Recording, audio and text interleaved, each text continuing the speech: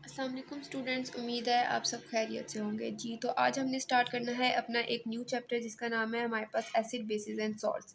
Class 10 chapter 10 का acid bases and salt आज हमने स्टार्ट करना है। इसमें हमारे पास 3 मेजर कंसेप्ट आएंगे जिसके थ्रू हमें पता चलेगा कि एसिड क्या है और बेस क्या है। सबसे पहला कॉन्सेप्ट आपको लिखा नज़र आ रहा होगा आर्हीनियस कॉन्सेप्ट। उसके बाद आ जाता है हमारे पास Bronsted Lowry and Lewis concept. Bronsted Lowry and Lewis concept हमारे पास आ जाता है। टोटल ये 3 कॉन्सेप्ट्स हैं जिनके थ्रू हमें पता चलेगा एसिड और बेसिस होते क्या हैं। उससे पहले हम लोगों ने एक बहुत इंपॉर्टेंट टॉपिक है जिसको हम basically characteristics of acid and bases कहते हैं। हमें पता होना चाहिए कि एसिड क्या है और बेस क्या है, ठीक है। फिजिकली अगर हमें उनकी चीज़ों के बारे में पता होगा तभी हम आगे फर्दर दोबारा हम ज़्यादा डीपली पढ़ सकते हैं उसको। जी तो अभी हम लोग सबसे पहले पढ़ेंगे characteristics of acid and bases. जो हमारे पास एसिड होता है वो हमारे पास कलर में कैसा होता है, बेस में हमारे पास कलर में कैसा होता है, या फिर उसकी करैक्टरिस्टिक्स क्या होती हैं, वो हमारे पास लिटमस पेपर पे या फिर किसी भी तरह के रिएक्शन में किस तरह के हमारे पास शो होता है, ठीक है। सबसे पहले हम एसिड का पढ़ेंगे कि हमारे पास जो एसिड है उसका टेस्ट कैसा होता है, ठीक है। जो टेस्ट होता है एसिड का वो हमारे पास बहुत ज़्यादा सार होता है। सावर टेस्ट का मतलब होता है कि बहुत ज़्यादा खट्टा टेस्ट होता है, ठीक है। लेकिन जो हमारे पास बेस होती है वो हमारे पास बिटर टेस्ट होता है। थोड़ा सा कड़वा कड़वा टेस्ट मतलब आता है। अगर हम एसिड लेंगे तो हमारे पास सावर टेस्ट आएगा, बेस लेंगे तो हमारे पास बिटर टेस्ट आएगा, ठीक है। इसमें सबसे सिंपलेस्ट एग्जांपल मैं आपको दे देती हूँ, सिट्रिक एसिड। सिट्रिक एसिड हमारे पास लेमन्स में पाया जाता है और हमारे पास फ्रूट्स में ऑरेंजेस में पाया जाता है, ठीक है। आपने देखा होगा कि लेमन और ऑरेंजेस जो होते हैं वो ज़्यादातर हमारे पास खट्टे सावर टेस्ट में होते हैं, ठीक है। फिर उसके बाद हमारे पास आता है लिटमस पेपर में हमारे पास कैसा इफेक्ट है। सबसे पहले हम यूज़ करेंगे ब्लू लिटमस पेपर। जब ब्लू लिटमस पेपर हम यूज़ कर रहे हैं तो एसिड हमें शो करेगा रेड कलर, लेकिन बेस हमारे पास कोई कलर शो नहीं करेगा। जी, ब्लू लिटमस पेपर हमें एसिड पे रेड कलर, जबकि बेस में हमें कोई कलर शो नहीं करेगा। इसी तरह हमारे पास जब रेड लिटमस पेपर हमारे पास आ जाता है तो वो हमारे पास एसिड में कोई कलर शो नहीं करता, लेकिन बेस में वो हमारे पास ब्लू कलर शो करता है हमें। अब अगर हम स्किन की बात करें कि स्किन का कैसा इफ़ेक्ट आता है, तो हमारे पास एसिड और बेस दोनों ही स्किन के लिए बहुत ज़्यादा कोरोसिव है। मतलब ये हमारे पास अगर स्किन पे लग जाते हैं तो यह हमारी स्किन को जला देते हैं, ठीक है। इसी तरह हमारे पास जो लास्ट कंसेप्ट है वो हमारे पास है इलेक्ट्रिक कंडक्टिविटी, कि जब हम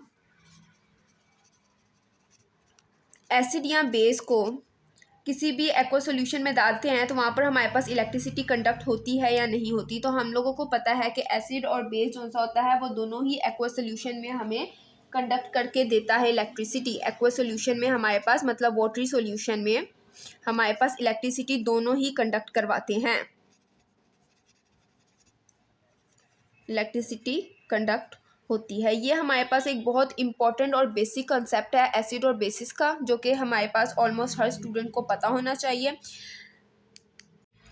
अब हम पढ़ेंगे आर्हीनियस कॉन्सेप्ट।